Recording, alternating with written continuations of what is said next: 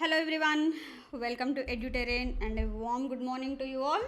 So we are back with the regular timings of our current affairs MCQs discussions class, and today we are going to see the current affairs of 24th April, that is of yesterday's and day before yesterday. कुछ पुराना भी है तो वो भी हम लोग इसमें include करेंगे, which are most important for your all your upcoming competitive examinations.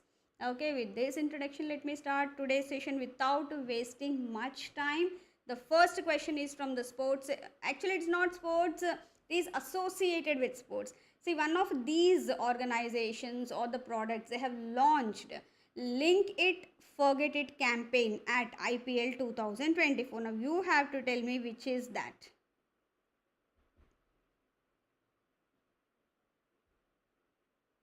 So this is majorly to engage with the audience by in a very playful method to demonstrate how linking of this card to UPI will eliminate the need for carrying a wallet. So you must have seen the ads also. Shankar Mahadevan ji ka hai, or there's I mostly remember his ad only, and it is RuPay card that has come up with this campaign, that if the card is there, they can leave their wallet at home also. Even if they carry, they come back to just leave the wallet at home.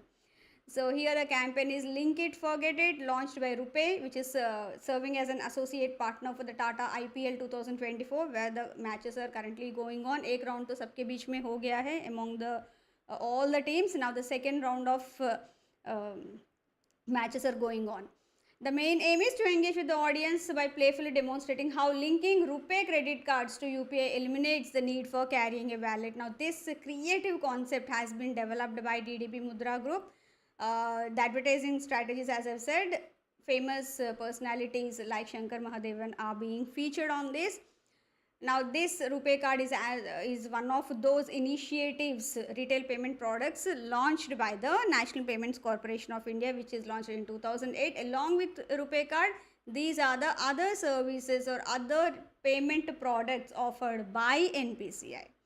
Moving on to our next question. Which of the following statements accurately describe the removal of the age bar for purchasing health insurance by IRDAI? See, very recently, IRDAI has come up with, that is Insurance Regulatory and Development Authority of India. It has come up with saying that they are removing the age bar for purchasing the health insurance by the people. This is majorly to extend health benefits to all, and accordingly they have instructed the companies, the insurance companies, to come up with such innovative products that can cater to the needs of all the age groups as per their जो भी उनका product methodology and all that. Based on that, they requested the organizations to come up with that. Yes. Now here in this case, the removal will be effective from April 1st, 2024. That's true. Previously, there was an age limit of 65 years for health insurance. This is also true. Now this is majorly aims to bring extended health benefits to the elderly. The removal of age bar was implemented by SEBI. No, it's IRDAI ऊपर इतना clearly दिया है. So it is only 1, 2 and 3 that are true in this case. Okay, and as you can see here, it was earlier capped at 65 years. Now no longer an age limit is there for purchasing health insurance, majorly to bring into to bring the elderly population also under the ambit of insurance. This was done, and IRDAI is a statutory body that looks into all the work associated with the insurance, that is managing, regulating the insurance companies, products, etc. See, regulating and controlling the insurance sector. It was established under the recommendations of Malhotra Committee report in 1994. It has said that this committee has said that okay, we need one regulatory body to regulate and control the insurance sector. So based on that, this was formed in 1999 under the IRDA Act. Moving on to our next question. Very recently, Sweden has officially become the 38th nation to sign the Artemis Accords. Now, what is this Artemis Accord? Yes, anyone who wants to try?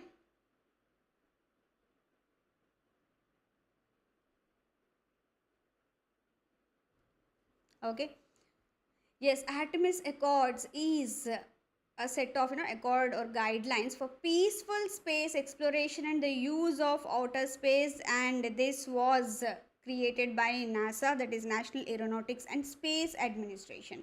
NASA has come up with this and various countries have signed this. Even India is a signatory to the Artemis Accords. Majorly, it establishes a practical set of guidelines for peaceful space exploration and the use of outer space. Last time it was Switzerland that has signed this, and the origin, this is Artemis Accord, was jointly launched by NASA and the US Department of State in 2020 to advance bilateral and multilateral space cooperation among the signatories, because everyone, if they want to work, they have to do in a peaceful manner. So for which, in order to create that peaceful atmosphere in the space as well, this was done, and Sweden has become the 38th nation to sign this Artemis Accords. And as I've said, India is also a signatory to this guidelines. Moving on to our next question. World Health Organization very recently, it has pre-qualified a new oral vaccine for cholera. Cholera is a diarrheal disease. Now you have to tell me which of the following statements is or are correct. Now this new oral vaccine of cholera, it is the inactivated oral vaccine to treat cholera. UV Shawl S is a third, that is the name of the vaccine, third product of the same family of vaccines to be pre-qualified by WHO. Cholera is caused by the bacterium Vibrio cholerae. Other inactivated oral cholera vaccines in the WHO pre-qualification list include UV-Col and UV-Col Plus. So, ये first time आया, second, and this is the third generation product in this only. And yes, all of these above are true. Okay. Yes. So here, as you can see here, UV Shawl S is a vaccine. It is inactivated oral vaccine designated to treat cholera.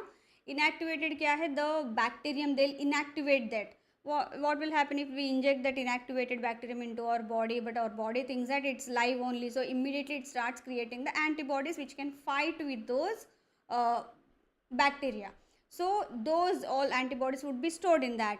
When in case, since this is inactivated, it won't be able to harm our body. But in case when the live bacterium will enter into our body, antibodies are already there, so that will fight and drive it away. That is, it will not, it will not allow that bacterium to induce any symptoms or disease features in our body. So it's a body fighting mechanism that we use to create the vaccinations. So this again, the new vaccine belongs to the family of vaccines of cholera that are listed under the WHO pre-qualification list. That it has already has a list of vaccines that are pre-qualified by WHO, not immediately for commercial purpose, but yes, they will use it in those areas where these kind of diseases are highly prevalent. And it is a simplified oral cholera vaccine, OCV, specifically the UV-Col Plus formulation. On the same lines, this has been prepared, and as I said, it is caused by bacterium Vibrio cholerae. Moving on to our next question. Very recently, a committee has been set up by the Indian government on the LGBTQ plus community's welfare. This is based on the suggestion given by the Supreme Court a couple of years back. I don't exactly remember the year. Okay. So based on that, in last year only, 2023. So last year only, Supreme Court, as part of a case, yes, it is Supriyo Chakrabarti versus Union of India case during that time, because till now the marriages among the LGBTQ plus community, it's not legalized in India, for which they went to Supreme Court, this particular person, and they said that community, this LGBTQ community does not have any fundamental right to marry because of the under the Special Marriage Act 1954. So they have given their verdict. After that, they have suggested the Indian government to come up with something that can provide some welfare related work for this LGBTQ plus community. Yes, who is the head or chairman of this community. LGBTQ is nothing but the lesbian, gay, bisexual, transgender, queer or questioning, and plus. This plus is because there might be few more additions like asexual, so many others associated under this category. So they will keep on adding. So why again बहुत लंबा हो जाएगा, for which they have given this plus sign, so that और भी जो ऐसे communities है that are as part of this only LGBTQ plus. For this, the Union Home Secretary Rajiv Gauba is the chairman. Okay, see, it is followed based on a suggestion from the Supreme Court in the Supriyo Chakrabarti versus Union of India case, and as the case says, this community does not have a fundamental right to marry under the Special Marriage Act 1954. Now, what is this act? This act allows people of different religions to marry, and the marriage is legally recognized by the government when registered before the designated authority within India or abroad. Now, who are the other committee members? Convener of Social Justice and Empowerment Secretary Saurabh Garg. Additional secretaries from the Ministries of Home Affairs, Women and Child Development, Health and Family Welfare, and Law and Justice. They are also included as the committee members, but it is headed by the Union Home Secretary Rajiv Gauba. Very important. Moving on to our next question. Very recently, Government of India has introduced a new initiative in the field of education, and that is the under this NEP only, NEP 2020, permanent education number. This is a unique number that would be provided to each and every student, so that this will help in understanding, how that student education is going, places change हो रहा है, or else अगर एक school जाना छोड़, there is dropouts, all that they'll be able to track. Okay, and for which central government has said that this pen, the usage of permanent education number, would be mandatory by the school education department from this particular year. Now, this is a unique identification number, as I said, assigned to every student by the Union Ministry of Education. And how is this done? With the help of UDISE plus portal. Now, this is a portal, Unified District Information System for Education plus portal. Here various schools they get registered and उनका सारा details हमें यहाँ पे मिल जाता है. Along with that, now they are coming up with this PEN as well. 1 point contact type का हो जाता है here. So here they are planning to do this from 24-25 academic year, the coming one. Okay. So the school education department aims to ensure a seamless and efficient transition for students. अगर schools change करना है from place to place, minimizing hardship for parents and reducing the risk of dropouts as well. So to have a complete tab on that, they have come up with this permanent education number. Moving on to our next question. Which of the following statements are true regarding the National Civil Services Day in India? Yes. It is celebrated annually on April 21st. Yes, that is true. The first National Civil Services Day was observed in 2006. Yes, this is also true. It honors the contribution of civil servants to the nation. Yes, this is also true. But the day commemorates recognizing services not of first Prime Minister of India but of our first Home Minister, that is Mr. Sardar Vallabhbhai Patel. On the same day in 1947, he has addressed the first batch of civil servants, that is in the independent India. So the same day has been selected and declared as the National Civil Services Day in India. Okay, so it is 1, 3 and 4. That is the correct answer. See, on April 21st, 1947, he has addressed the probationers of the Administrative Service Officers at the Metcalfe House in Delhi and referred the civil services as the steel frame of India in 1947 and the newly created Indian Administrative Services IAS. So, first independent India में ये हुआ था. Moving on to our next question. At which annual meet did ISRO Chairman S. Somnath announce India's pledge to achieve debris-free space missions by 2030? Very recently, this international interagency space debris coordination committee, that is IADC, okay, they have met in Bengaluru, and as part of which ISRO chairman, Indian Space Research Organization chairman, Mr. S. Somnath, he has pledged that India will achieve debris-free space mission. So whenever they are releasing, doing any space mission, launching any space vehicle, anything, so that would be completely debris-free. Okay, this is what he said.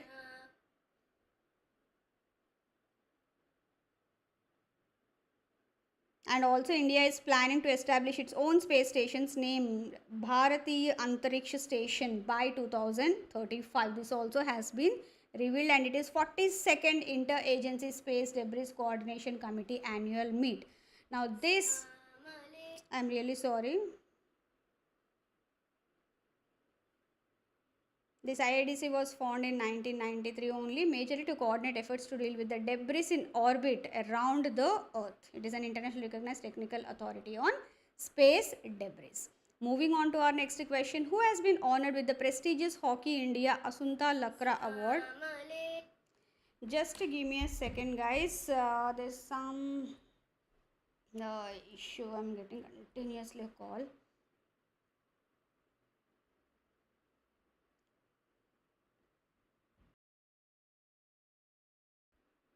Hello.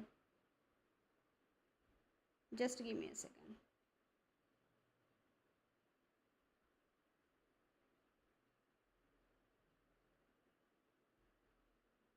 Hello.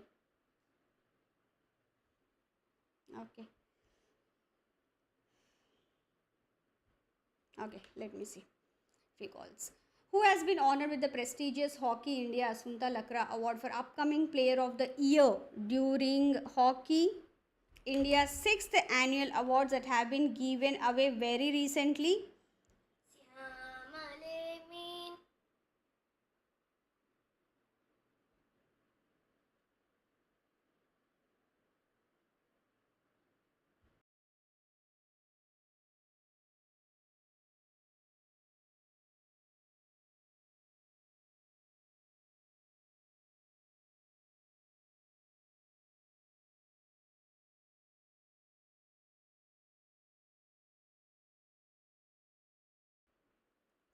Hello? Yes, sorry. Slight disturbance.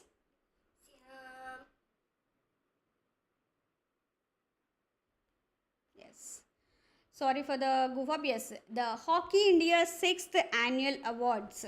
Let me see if I have on it. Yes. The 6th Hockey India 6th annual awards 2023 have been celebrated very recently when fag end of March itself. Okay, April maybe nahi, but somehow we missed on that news, so we have added it here. Yes, so the India Asunta Lakra Award for the upcoming Player of the Year was given away to Deepika Soren, and she has been a promising forward. कई सारे categories होते हैं in that team also. One of that, it is a forward player, she is, and she has been honored with the Asunta Lakra Award for the upcoming Player of the Year. Hockey India Jugraj Singh Award for the upcoming Player of the Year men, that has been given away to Arayjeet Singh Hundal. Okay, and here Sri Ashok Kumar has received the esteemed Hockey India Major Dhyan Chand Lifetime Achievement Award for all that work that he has been, or the time etc. given to this hockey. Hardik Singh and Salima Tete were conferred with the Hockey India Balbir Singh Senior Award for the Player of the Year 2023 in the men's and women's category respectively. Along with this, there were various awards again have been announced, but these are some of the most important ones that you shouldn't miss out on. Okay, moving on to our last question for today. Very recently, RBI has, some 4 days back, RBI has released the data related to the India's forex reserves and related to the India's reserve position at the IMF etc. As part of which it has mentioned that India's forex reserves have contracted by this much billion, and currently we stand at India's foreign exchange reserve stand at $643.16 billion. By how much it has declined?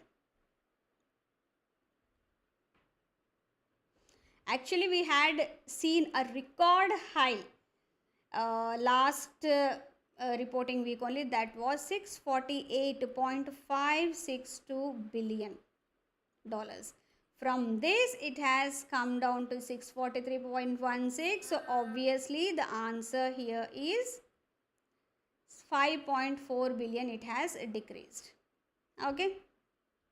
So India's foreign exchange reserves declined 5.401 billion to this much. In previous reporting week, overall reserves has risen by 2.88 billion to a new high of 648.562 billion. These two figures, they are important. And gold reserves, okay, foreign currency assets, that has also decreased as part of the data released on April 19th. Very recently they have released this. And gold reserves continued their rise and increase by 1.24 billion to 555.798 billion during the same week. And the special drawing rights were down 93 million to 18.077 billion. And the Indian reserves position with the IMF, International Monetary Fund, it is down by 35 million to 4.634 billion in the reporting week, as per the data that has been revealed by the central bank, that is the Reserve Bank of India. Now coming to our question. Okay. That's all from my end for today. And yesterday I have given you a homework question, that is on 23rd April. Also, the Employee Provident Fund Organization EPFO has raised the qualifying limit for auto claims, those made under specific conditions, processing under paragraph 68G. This is as part of the EPFO that conditions. So the limit has been increased from 50,000, that is earlier it was 50,000, the limit auto claims, that is without taking signatures of the employers. The employees, they can go for withdrawal of the funds under the EPFO, but again under special conditions, like major surgical operations or any ailment such as TB or leprosy or paralysis or cancer, mental derangement or any heart ailments, etc. In that case, they can go for this. Earlier the tab, that is the limit, was only 50,000. Up to 50,000 they can withdraw, but now that has been increased to 1 lakh rupees. Okay. And the form 31 format, let me write it here. Form 31 is a format that is used to submit the premature fund withdrawal request under different heads ranging from medical emergencies to marriage and buying or construction of home. How this is done? This all has been possible with the introduction of universal account number. Okay. And one has to log in onto the EPFO member portal by using this UAN, and now ensure that whatever the KYC details, your customer details, they're all up to date, complete. After that, the person can choose under the claims whatever that are available, which may include marriage, medical emergencies, whatever that is, for the withdrawal, premature withdrawal of the fund under the EPFO. And after that, he can authenticate the transaction by a one-time password received on the registered mobile number, and then that would be done. And here there is no requirement of, that is subscribers who have linked their UAN with their Aadhaar numbers and bank account details can directly withdraw, submit the claim format to the EPFO without requiring any attestation from their employers. Okay, under the auto claim part. And but the tab is that now it is only till 1 lakh rupees that they can claim. Earlier it was 50,000. Simple. Now for today, 24th April, the homework question is, one of the Indian banks very recently has revealed that it is planning to take $1 billion loan from the World Bank to support the expansion of the battery energy storage systems and electric mobility in the country. So now we are eyeing that as one of the huge potential generating sector, that is electric mobility in India, for which various organizations they are coming forward, and one of the Indian banks has also stated that it will take loan from World Bank and invest that to support the expansion of the battery energy storage systems and electric mobility in India. Okay, yes. So this is all from my end. Thank you very much for being with me so patiently. And yes, if you have any queries, questions, the forum is open for that. And before winding up, I would like to request you all to please like this session and share this session. And also these are the links to various social media handles of Edutarian. And I request you all to subscribe to them, especially the YouTube channel and the Telegram group, so that whatever sessions that we are conducting exclusively for you, you can you won't miss out on the sessions that we are conducting, because we'll be keep on providing the notifications on these handles. Okay, yes, so since I'm not getting any queries, I'm winding up the session.